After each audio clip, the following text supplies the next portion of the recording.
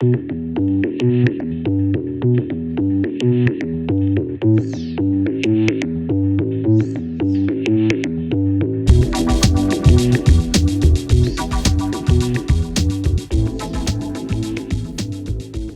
everybody. How y'all doing? This is episode 19 of Lostlikemike. I am your host, Mike Gonzalez. I hit the start button abruptly because I was going down a couple rabbit holes on the internet, researching what I was going to talk about, which is the first. I just wanted to check on a few names that I was thinking about saying during the show. Anyway, point being, found myself hanging out with myself and not getting started. So I'll catch up with my brain here in a minute. But a friend of mine, I talked about it last time, reminded me that I just needed to get going when I was on here. So I'm going to just do that. Thank you for listening, subscribing, telling a friend, or sharing it with anybody else, talking about it. And thanks for the comments. It's so cheesy. I got a comment. I got a couple comments on the last episode. And you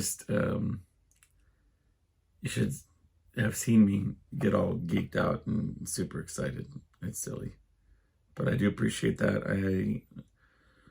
I do want it to be a conversation, and it feels sometimes as if I'm doing that with myself, but I'm good with that too. So thanks for the comments. Thanks for all the things that you do. All right. I changed it up a little bit, moved my desk around. If you're watching on the YouTube, then you can see that. If you're just listening, then just know in your heart that I did that. Yeah, I moved some stuff around. Only because it was kind of bugging me, the whole newscaster, me on the side. I wanted to kind of center it up a little bit more. So, Mona Lisa's falling apart, guys.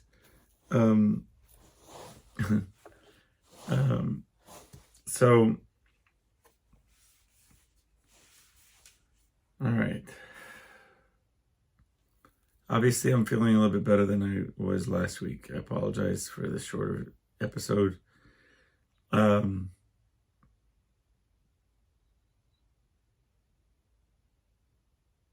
the small confession, I did have COVID.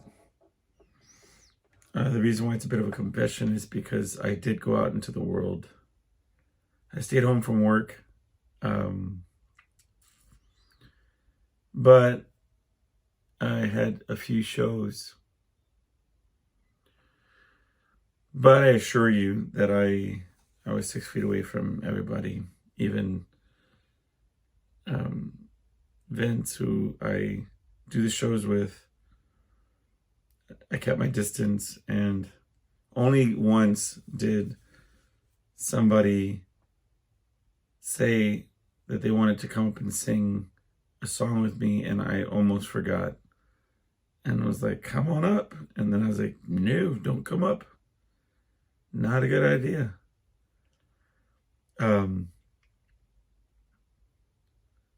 But for the most part, I kept my distance. I couldn't cancel my shows.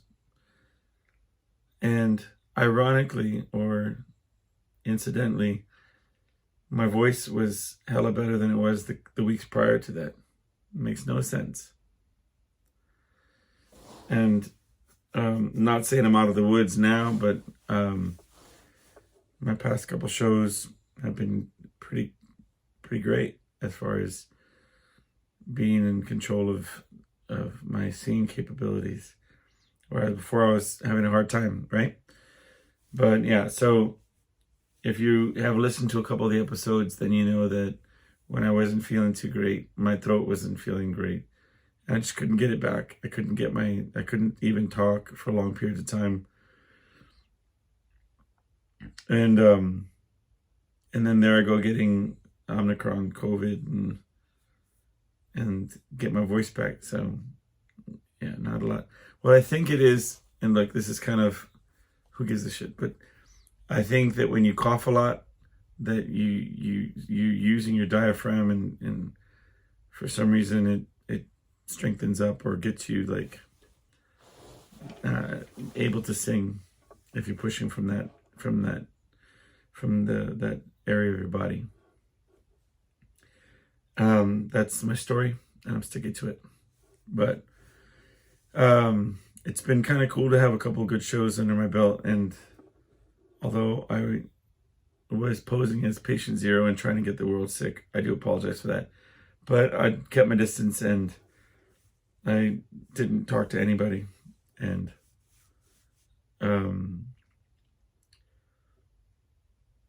now I feel better. So, and my quarantine has been lifted.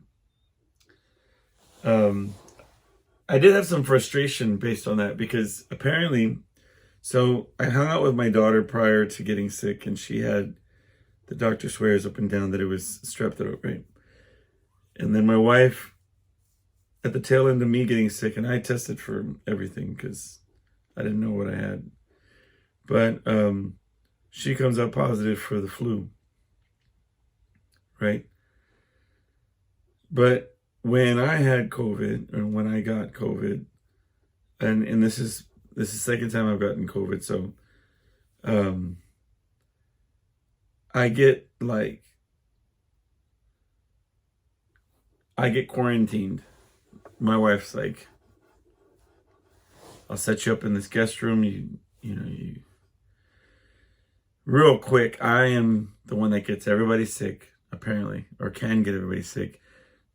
Mind you, days before I tested positive for COVID, I took a day off of work so that I could watch my daughter with strep throat, and we hung out like we didn't care. Like, I was asking for it pretty much. But in my mind, my justification was, I don't want my daughter to feel weird, or like that I'm avoiding hanging out with her and playing and stuff, and out of fear of getting sick or something. Besides, she's the killer that's like, when I was sick, or when she was saying that she wanted the sickness because she wanted to be to hell with getting sick. She just wanted to be close to us, right? So that's that trooper. She's just cool like that, right? So the least I could do is hang out in the same respect. But, and nothing against my wife, I get it. COVID's no joke. You don't want to mess with it. So when I'm sick, but it's just to say, it's like writing me the whole time, like, where's your mask? Stay in the hole in the wall. Don't you want a drink? I'll bring you a drink. Don't come out of the room. You know where you live. Go back to your guest room, right? I get it. I don't want to, I would beat myself up for days if I got them sick. So I get that. No argument there. But it does make me feel like only I can get other people sick and nobody else can get me sick, right? I mean, she's rocking the flu, and I mean, she's not in the guest room, right? Sound bitter, right? I apologize. But the reason I brought that up was because my daughter would FaceTime me when I was in exile, and she's such a sweetheart. She gave me a bag of toys and stuffed animals. I mean, you have to understand, she's been instructed that these are the toys that are now got cooties, and she can't play with them for the duration of my sickness and until they're sanitized or blessed or whatever they do. So she's like, I looked at the bag and it's some of her favorite stuffies or favorite toys, right? it says something about somebody.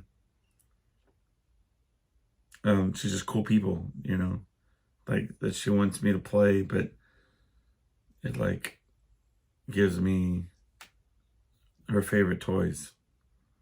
I don't know. I was really touched by that. I think I have one of them here. If you're watching on the video, I tied her bandana, but it was supposed to be a crown because she had one that was a princess and I didn't. So, this one stuck around. Anyway, it'll hang out with us today. But yeah, I was really touched by that because I don't know. It was cool of her. Yeah, so I feel 100% better. I feel hella better. I'm super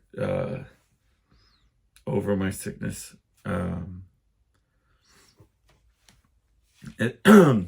then we had a cold front where I'm at, right? And I'm down south, so it's one of those things where, like, if there's any sort of inclement weather, like if it rains, then traffic slows to like a crawl because it's just so, it's just the craziest thing to have water on the road, right? And it got me thinking about my wife again. See, I'm not complaining about, and I'm sure she's going to listen to this and think she already thinks that that's all I do is wife bash on this thing, and I don't. Just goes to show she doesn't listen. It doesn't matter. Anyway, she's like, you're probably just saying mean things about me all the time. I'm not. But when I do talk about you, it's usually mean. No, that's not true. Anyway, she keeps the house so freaking cold. And I talked about this on the podcast. I had to wear a coat. In my own damn house, I had to wear a coat because it was freezing, right? Okay. Well, cold front comes in, and you would think, because she adjusts the thermostat to make it freezing, that here comes a cold front. I mean, crack a window or something, get the house freezing, and she'd be happy, right? No. Now, she wants it to be cozy, right? And now she puts the heaters on and wants it toasty. There's just no logic to me behind it.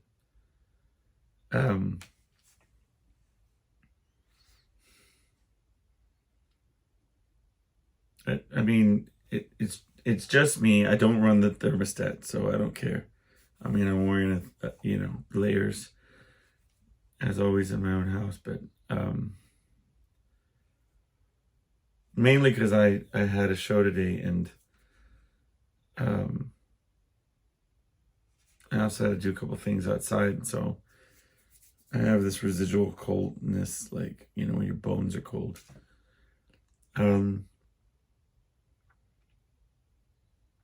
Yeah, so we had a show yesterday get canceled because of the cold. And it's just strange. You would think it's not like below freezing, it's not snow, it's not sleet, it's just cold. Colder temperatures, and the world shuts down where I'm from. My magic drink.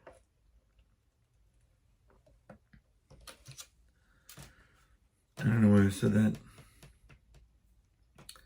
Another side note, and I think I'm going to continue to tangent the whole show because I'm kind of random these days, and I'm enjoying that.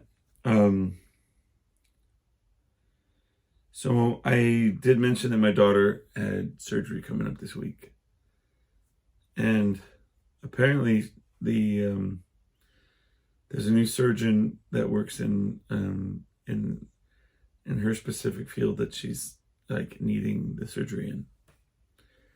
And he called for a consultation,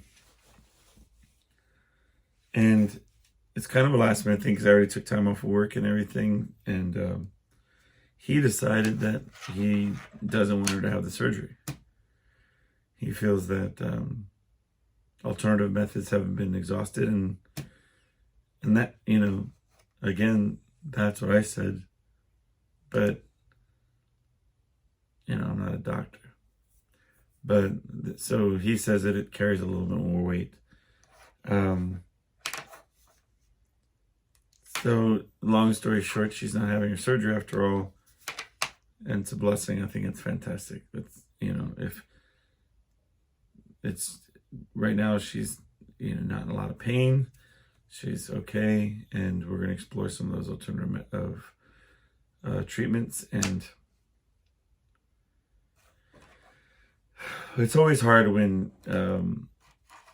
somebody you care about gets put under. It's it could be an elective surgery. It could be something simple. She's having a dental surgery in December. It's just the anesthesia of it, being put under. It's harm's way, you know what I mean? You just don't, doesn't feel great. It's kind of a negative way to look at it, but Joan Rivers died under a simple cosmetic surgery, just went to sleep going with the anesthesia and just didn't wake up. And I don't mean to bring that rainbows and sunshine to you on this fine podcast, but I'm just trying to put in perspective what goes on in my head. I thought about that the other day too. I am honest, and I want to be as real with everybody and talk to everybody sort of with stream of conscious. I just want to kind of get what's in my head out and talk about it. It's all good. And I realize that people are often looking for distractions, or they're looking for escapism and ways of avoiding, much like I do. And as far as the books I read and the games I play and the apps on the phone, right? You just want to have distractions, chase the silence, as it were. And I get it. So I also see why people may be turned off to me sometimes, coming off like doom and gloom, because that's what's on my mind at the given time. So they put the podcast on. I'm sure it's not what they want to hear all the time. My intention is to sort of be real to the extent that somebody can say, oh, I think of those things as well, or I have that issue. That's the intention. It's not to be doom and gloom or to be negative all the time. I'm rather positive for the most part. So that being said, I get it if you have an issue. Also, listen to it at 2 times the speed. I'm speaking kind of fast today. I don't know why. I'm not hopped up on the juice. I'm just hanging out, but I feel like I'm talking fast. But most of the time, I'm sort of measured in my thoughts and words, and so if you put it at 2 times the speed, then it sounds like I'm talking right now.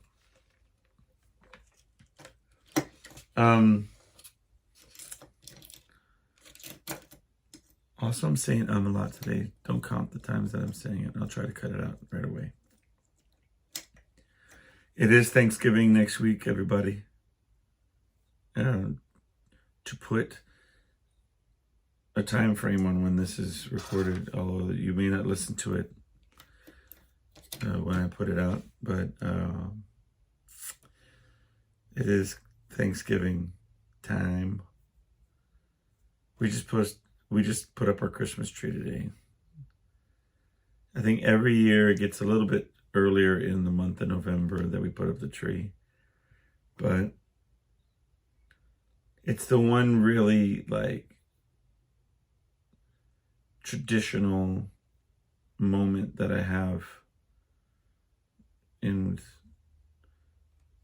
sort of Norman Rockwell kind of day that I have with my immediate. My wife and daughter, well, they have no problem waking me up with the crack of dawn, but they get me up in the morning and they put on Christmas music. It sounds super cheesy, but it's really not. And they play Christmas music, and I get the boxes out from the storage, and we set up the tree and decorate it and whatnot and all that kind of stuff. So today we did that, and my daughter did ballet dances to Mariah Carey's All I Want for Christmas Is You. And we realized half the lights are broken on our fake tree. My daughter was like, why do we have a fake tree? And it was kind of cute because at one point she was like, wait a minute, are some trees like metal? And I was like, no, but it'd be cool if it was true that they are sometimes metal. But yeah. But I think of all the things that I thought was reality when I was her age, and it's not like, it makes sense, you know, that she would think we call it a tree since she was born. This metal and plastic thing that we get out of boxes, and we have to set up the tree and et cetera, et cetera. So the fact that she might have had this idea that our tree was a type of tree that could grow out of the ground and be metal is funny. Anyway, but I talked about it being our way of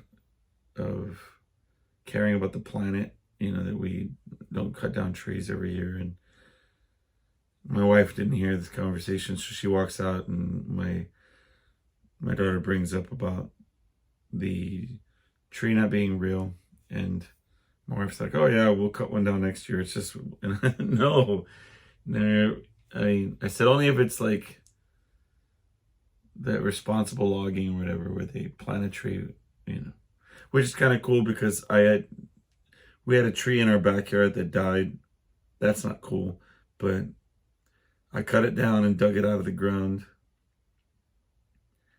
But I planted another tree. So,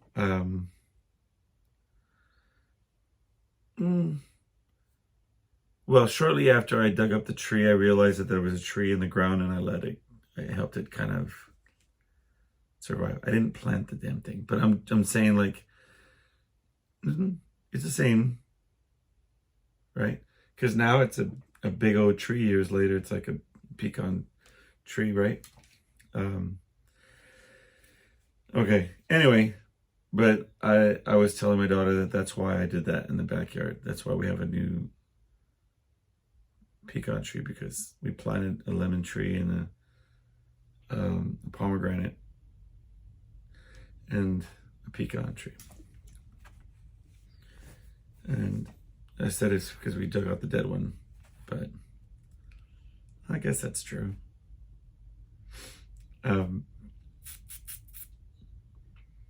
My wife thought it'd be a good idea to show my daughter Elf. I don't think she's ready for that. We got about halfway through, and she's like, nah, I'm not into it.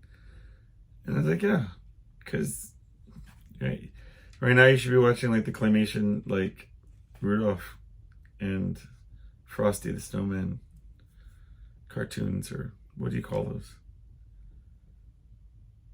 Because they're made out of clay, but I call them cartoons.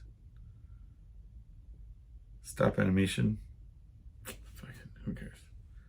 But that's kind of more, should be her speed, right? I think, than Elf, you know, with syrup and it's just some of the jokes were going over her head, and I thought it was like, nah, let's save it.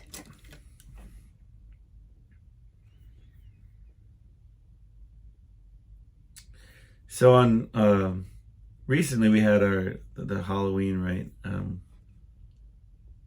Do you ever have instances where you feel like dumb? Well, I thought about it. So here's what happened. We're out trick-or-treating or whatever. I wasn't trick-or-treating, my daughter was. We're on our way back and our neighbor's outside with her granddaughter, she called it, her. Clearly like a girl in her 20s, right? Our neighbor, and they were sitting on these chairs and they had the bucket of candy they were giving out to children, right? And the girl, the granddaughter, had on a Girl Scout sash with the badges, right? And the outfit. And we're coming back home, right? And I have a dog that I took on the walk with us, right? And we're passing the hi neighbors, whatever. Oh, would you like some candy? Oh, for sure. Take my daughter up, get some candy out of the bucket. And I had this dog, this one house had given us dog biscuits as like a trick-or-treat treat for my dog. And my neighbor has dogs, so I give him, that's why we interacted with them. That's what all this is about, to explain that I was interacting with these people.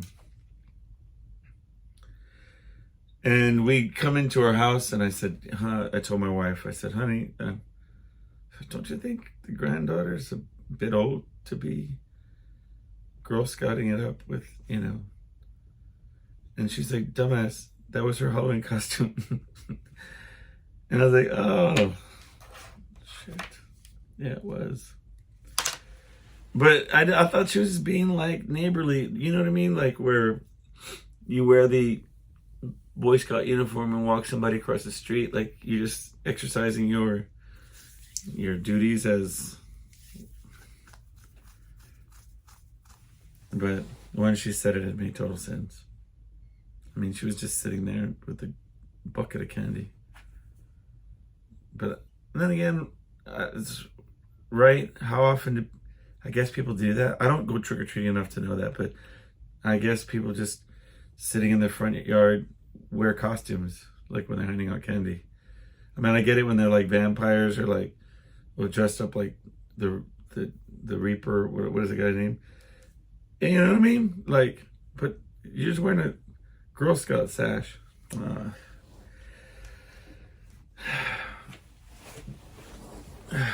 All right, so that was my dumb moment for the week.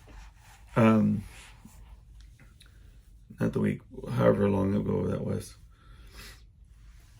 Do you ever realize?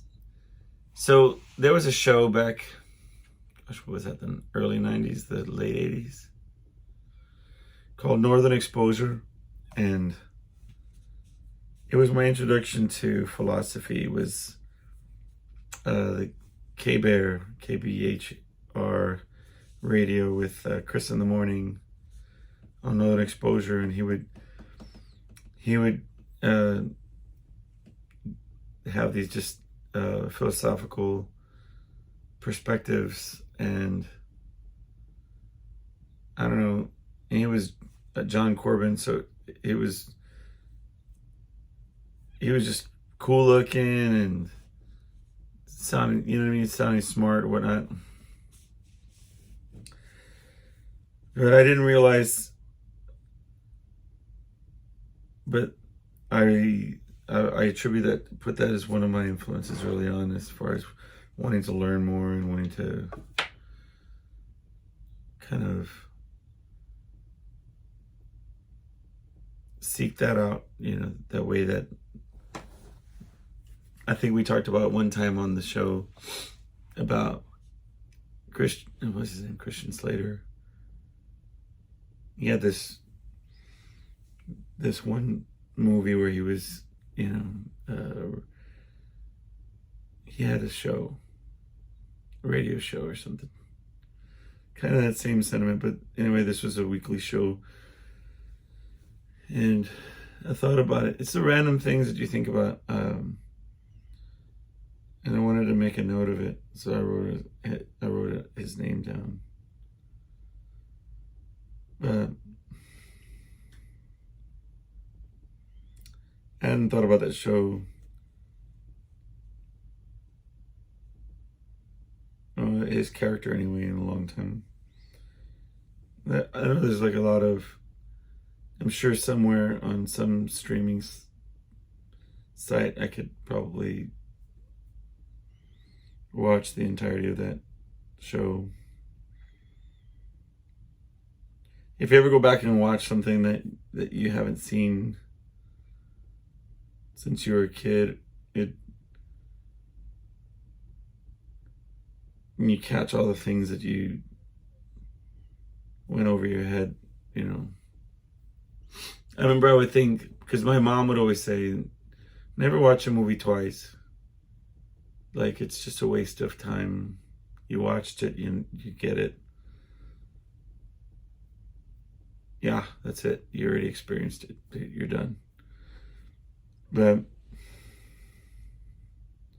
sometimes I'll go back and watch something that I'd seen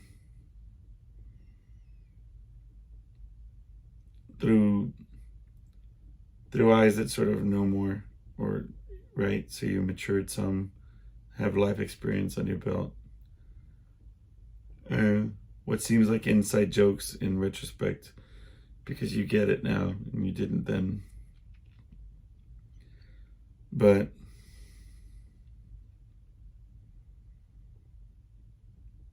I could see myself going back and watching some of those things.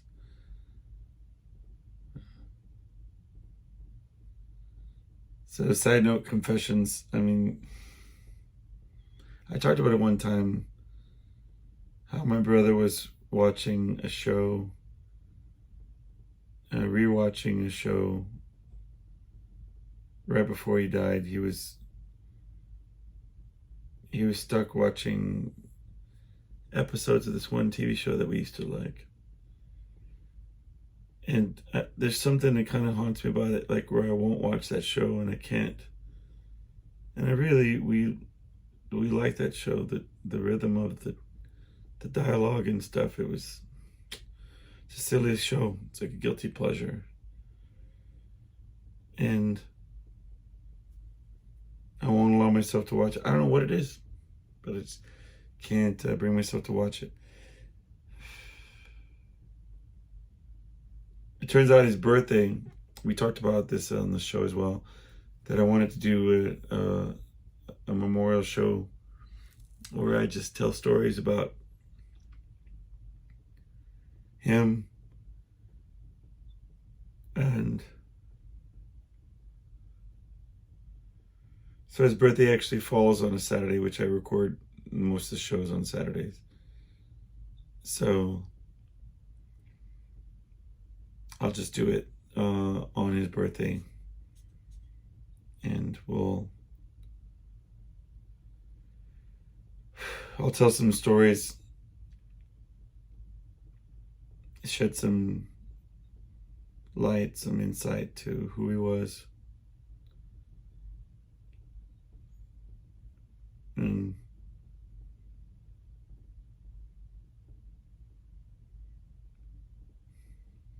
we didn't officially have a funeral for him.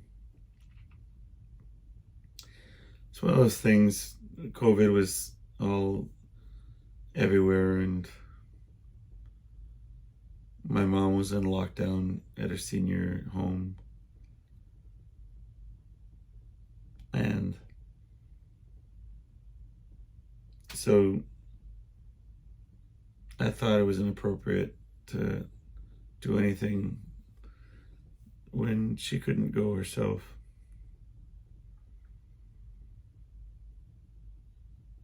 So, I mean, not like my decision, right? It wasn't solely my decision. It wasn't. But I think that he deserves to be eulogized and remembered. So we'll do that, okay? We'll do that. Be looking out for that episode. It'll be on His birthday was December 3rd, so it'll be around that weekend.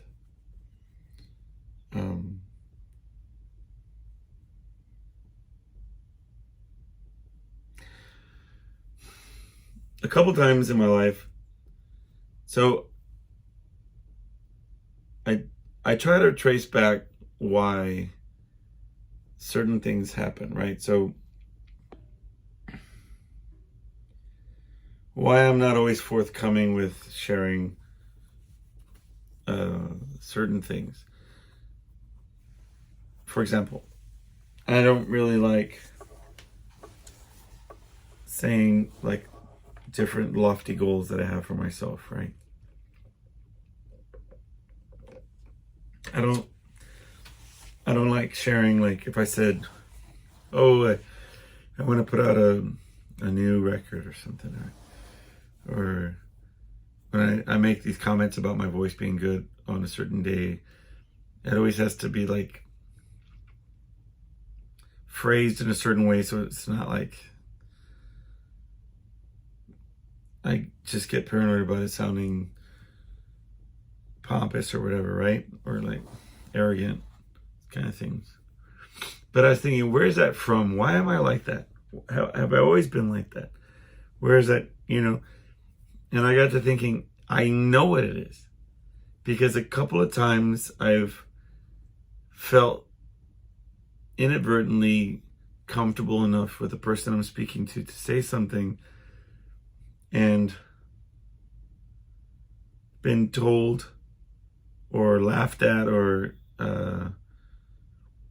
something was said that kind of crushed it. Okay, let's do some examples. So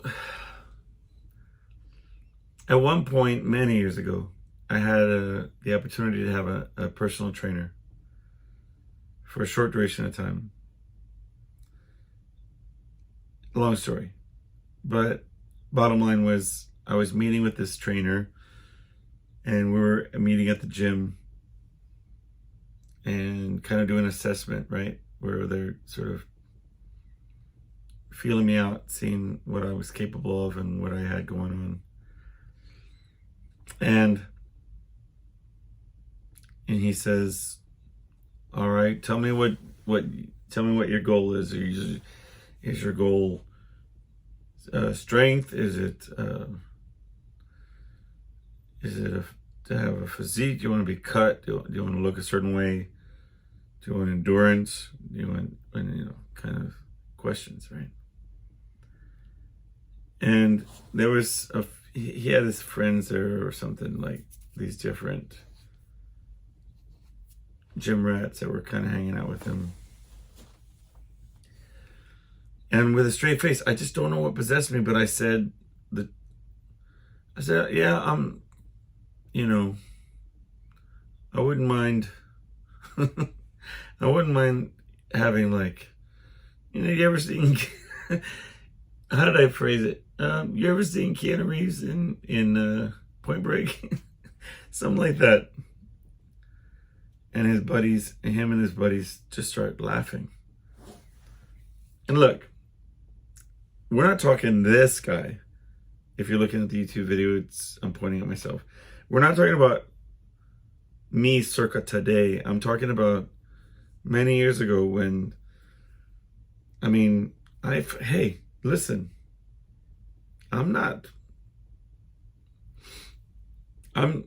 what is it? Who's that guy? The one boxer, he says, anyway, I'm not going to get off subject. I'm just saying, I get without the commitment, without the time, without the effort, without whatever, but if I was my personal trainer 15 years ago and I said that, I'd be like, okay, let's get to work. I get you on a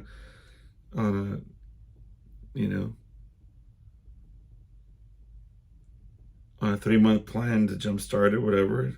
You're going to have to give me 2 days, whatever it took is my point, right?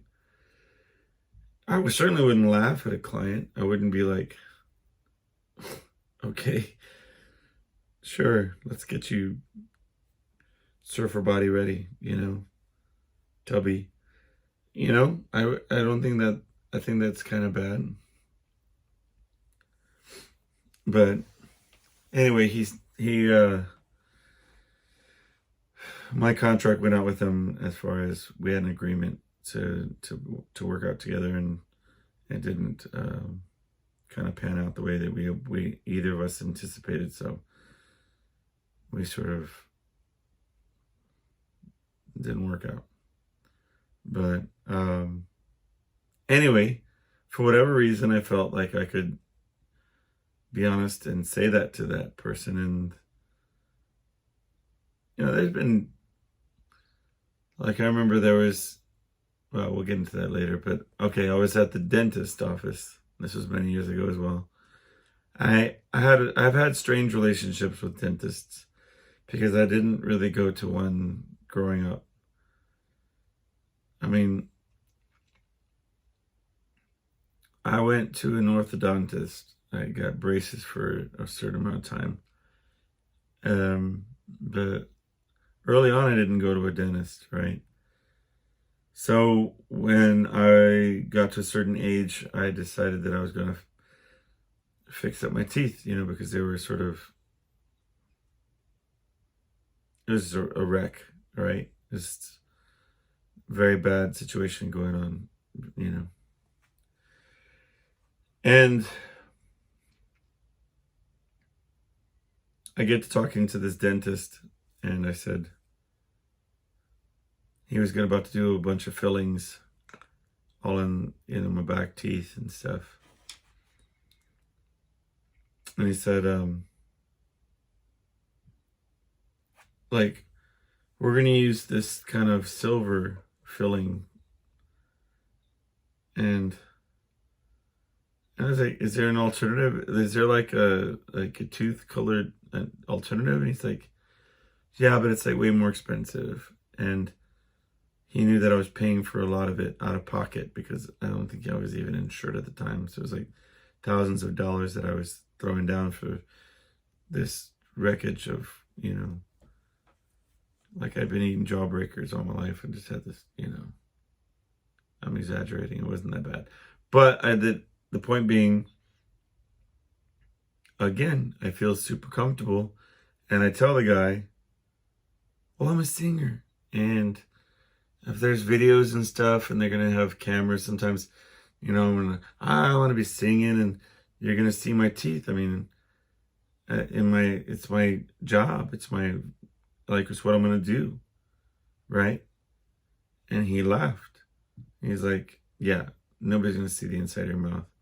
I'm like, bitch, you ever seen a music video? Like, people sing with their mouths open. They're going to see. If I yell or something, they're going to see all this silver junk in the back of my mouth.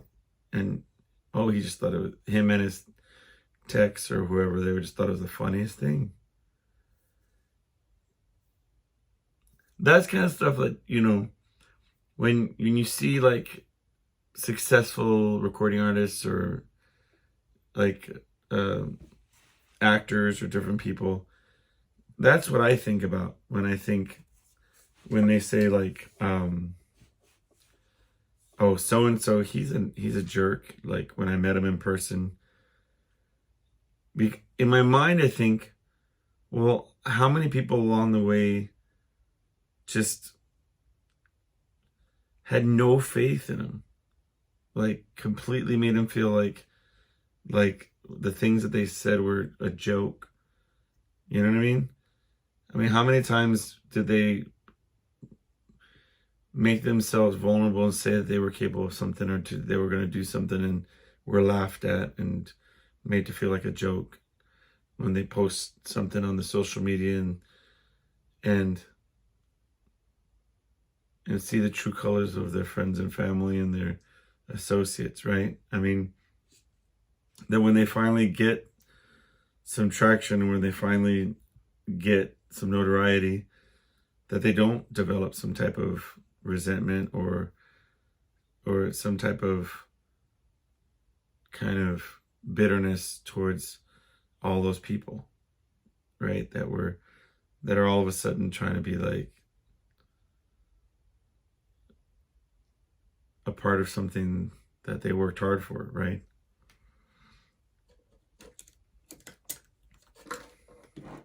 Anyway, it really wasn't the direction I was intending on going with that. Whoops. But there it is. I was just sort of more saying that you make yourself vulnerable, put yourself out there. And sometimes, and I think that's why I have a hard time just saying something, right? Like, I've been thinking recently about, okay, so I really want to put a band together. I want to get from the ground up a band. I want to write music and I want to perform live, but I haven't told anybody that. And it's bugging me because, well, anyway, I don't know if I will or not. It's a big commitment, and I already know that to be true. I'm just kind of, I call it my Fight Club, when they talked about in the movie Fight Club, when he says, what's the reason that we cut our nails short and do these things? It's like a motivating factor to keep sharp, to keep alive, to keep engaged with the rest of the world. I think that's what it is for me. I want that back. And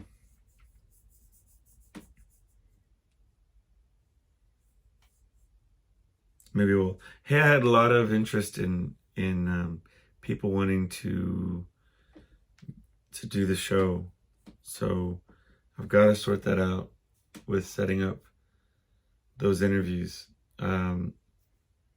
If you'd like to have a conversation with me, let me know.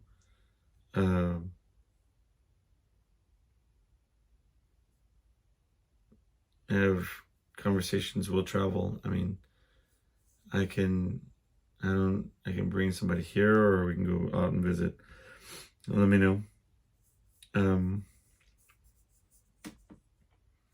we have a little time left? I think we'll tell a story, and then we'll call it a day.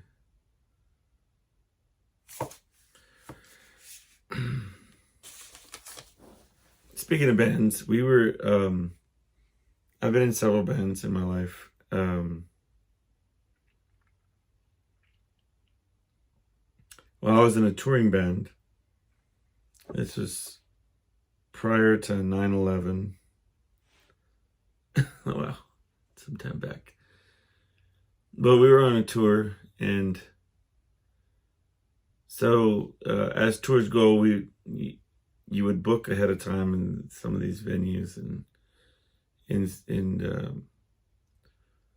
other states and other cities, and this is sight unseen. This is, you weren't going on the internet and checking out these places. It's just kind of like we would, through networking and whatever, we'd find out about these places and we'd go out and book it and map it out and just hope for the best. And we had done this. We were on one of these trips and doing these different shows, and we basically had enough money to get there, and the show money was going to get us back.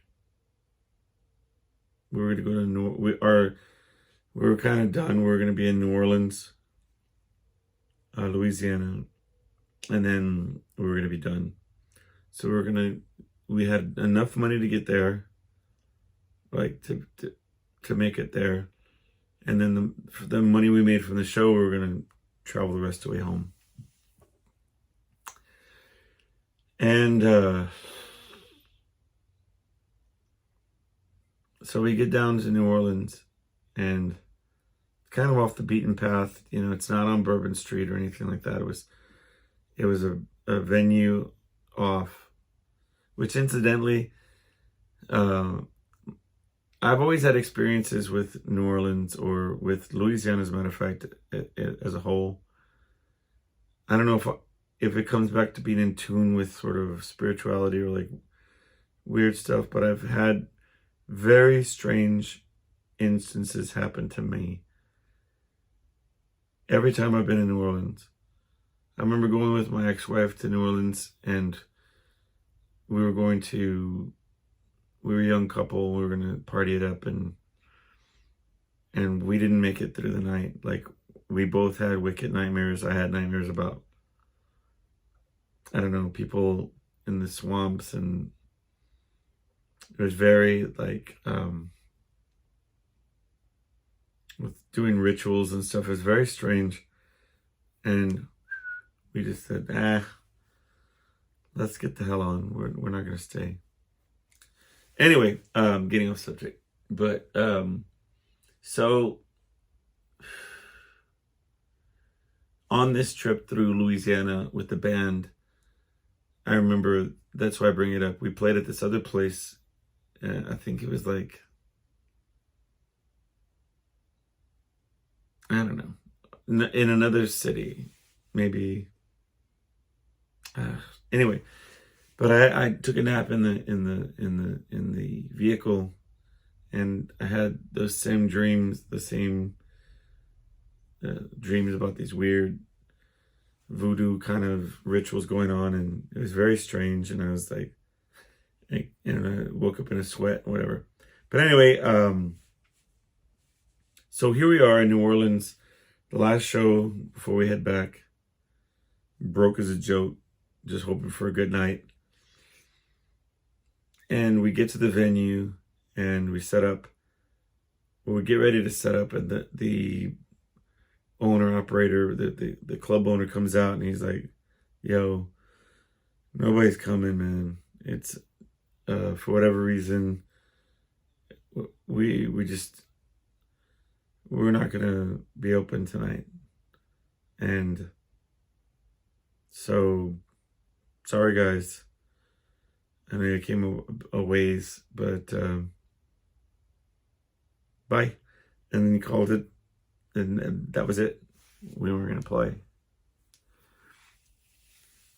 and we just about lost it, because we had no money and no prospects, no way of getting home. And so one would think, what would a group of young guys do in this situation? What would a young rock and roll band do? You've been canceled. You have no money to get home. You would take the last couple dollars that you have, and you'd take the band and go to Bourbon Street. Of course, what we did. So we were just walking down Bourbon Street like we owned the joint, just like laughing and joking, and so we're walking down the street, and I mean, I'm sure they were catcalling people and talking, whatever. And I know we would be talking to the bouncers at every club. "Hey, you need a rock and roll band to kick your ass tonight? We're just in the neighborhood. All right, we'll see you later. How you doing? Whatever. Oh yeah, we're a rock and roll band." Anyway, and we're making these jokes and walking down Bourbon Street, and we have no money, but we're just trying to make the most of a bad night, a bad situation. And lo and behold, we get to this one venue. We're making the same jokes. "Hey, you need a rock and roll band," and the bouncer's like, "Actually, you serious? We got a spot tonight. Band pulled out or whatever it was. We need some live entertainment. I mean, you have written this." And we're like, "For real?" Like, and they were like, "Yeah, we could just throw you, And it was like, we could just throw you like a couple $100 or something if you're good or whatever. Because I guess we looked the part at the time and we talked a big game. So, smash cut, and we're set up in this club on Bourbon Street and just ripping through rock and roll songs, and the place is going crazy, and the guy's like,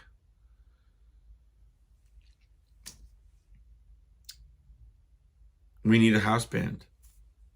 So how about y'all just move into the loft upstairs and y'all stay here. Y'all don't go home. And we were like, I mean, and you're talking like stupid money. Per guy, we would get like stupid money, and we'd play like 5 nights a week or something crazier. And it would be, each guy would make stupid money 5 nights a week, and it was going to be a game changer. And we said, look, we got to go back to our home. I mean, I was married at the time, and I mean, we had jobs, obligations, right? So we're like, look, we definitely want to do this, but because we were like, I mean, a couple months of doing this and we would have plenty of money to record our own records. This was before, everybody had home studios and what you would actually like be able to do these, this was the time where you had to pay studios exclusively, right? So we were like, we have to sort our stuff and get our affairs in order, and then we'll do it. But we did. We went back home, and already I could tell you, because they sent us a list of songs. They're like, learn these songs. This is what we want you to play. And now being in cover bands for as long as I have and doing the different, we had this thing where, and I had not heard it said this way until recently. It was in some movie or something. I'll have to find which one it was, but the prospect of playing other people's music being negative. Like, we had come up in a time where we were like, cover bands are bad. You shouldn't, artistic integrity, you play your own music, whatever. And I never heard it since until recently, like I said. But at the time, that's where we were at, where we just had to understand it was a job, and but they sent us this list of songs. They're like, play these songs, learn these songs. This is what we need from you, and you'll make stupid money, right? And my guys were like, we're going to learn these other songs because they don't know what real rock and roll is, but they're going to learn. So, and I was like, I was like, ugh, I could see the writing on the wall. So while we were gone and prepping for this and whatever, they had a hurricane, right? They had these little hurricanes. Just damaged the loft that's above the club. So we pull into town,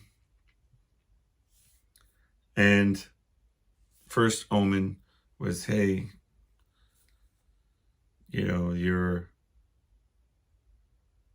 we can't put you up in the loft above the venue. They tried it first, but it was because of that. It was just like, we need to do some repairs. So then, but they were willing to pay for a long-term hotel for the band.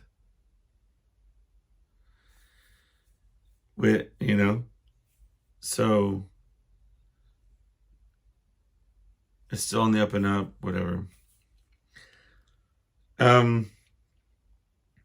There's a whole bunch of different things I'll get into. Maybe we'll get harder into it in the future, but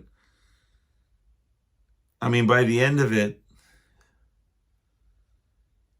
like, you're talking about free alcohol. I mean, they had their drugs. Ironically, like, I was married at the time. I made a lot of mistakes in my life, but the whole time that I was in New Orleans, I never was unfaithful. You're talking about Bourbon Street, where there was just, tons of people all the time, just debauchery everywhere. I mean, and but so it just kind of deteriorated. I remember the club owner's like, "Hey, I need you to come out. There's one of your guys is jumping on the tables and drunk." Another guy was like, I don't know. It was bad when you're getting kicked out of the club that you're playing for. So, I mean, it pretty quickly it devolved, and then we had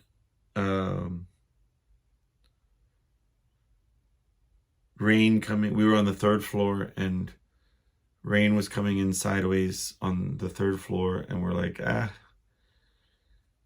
let's get out of here. Ironic, and it's funny because we right after that they had, I think it was like Rita was one of them, and then Katrina was shortly after that. So, and to cap it off, and I'll end it here, but there's a bunch of little tiny stories that we can get into in the future. One of the guys that I'm going to interview or talk to was on that journey with me, and I'd love to hear his perspectives on some of that. But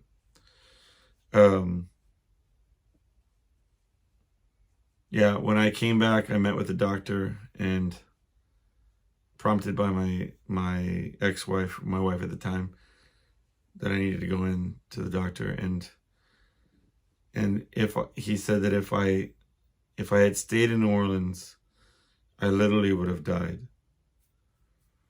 And I had a surgery when I came back, and I removed a non-cancerous polyp that was about the size of, bigger than like a golf ball. And so, I think that we got fired for a reason, or we lost our gig up there for a reason. It was fun while it lasted, but yeah, I don't know what I was thinking about New Orleans today, but so many questions I'm sure you have. We'll get into it next time. Anyway, thank you for hanging out with me. Have a good week, and happy Thanksgiving. Be thankful for what you have, and that I'll see you on the flip side. You take care of yourselves. Bye.